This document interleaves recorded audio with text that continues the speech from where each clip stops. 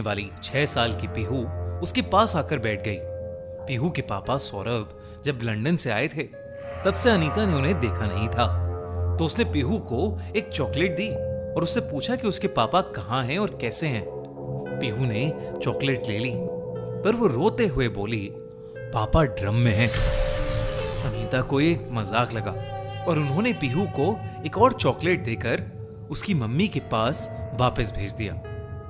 कुछ दिन बाद पीहू की माँ मुस्कान रस्तोगी के घर का मकान मालिक उनके घर कुछ मजदूर लेकर आया, क्योंकि उसे कुछ चीजों की मरम्मत करवानी थी। मुस्कान इस बात को कई दिनों से टाल रही थी, लेकिन मकान मालिक ने इस बार उसकी कोई बात नहीं सुनी।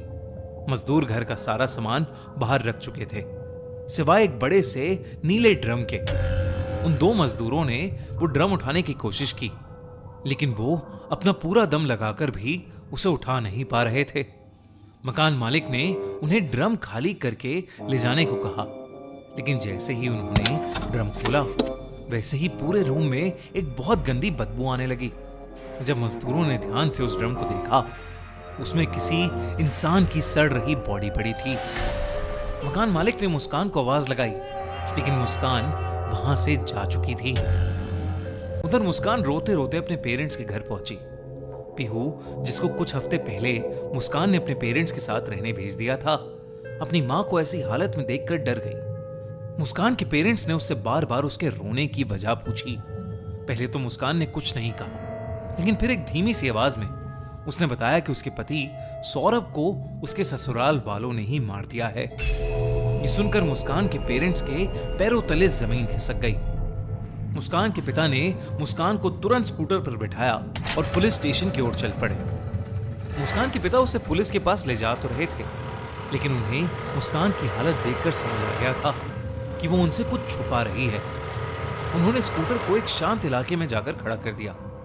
मुस्कान आखिरकार टूट गई और उसने कबूल किया कि साहिल नाम के लड़के ने उसका इस्तेमाल करके सौरभ को जान से मार डाला है, और सौरभ की लाश उनके घर में एक नीले ड्रम में है।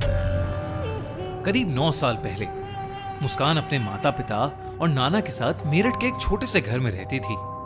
मुस्कान के नाना एक ज्योतिष थे और उनसे मिलने रोज उनके घर कई लोग आते थे। इनमें से एक था सौरभ राजपूत। सौरभ जब पहली बार उनके घर आया तो मुस्कान को देखते ही उसे प्यार हो गया। मुस्कान को भी सौरभ पसंद आया और दोनों ने शादी करने का फैसला किया।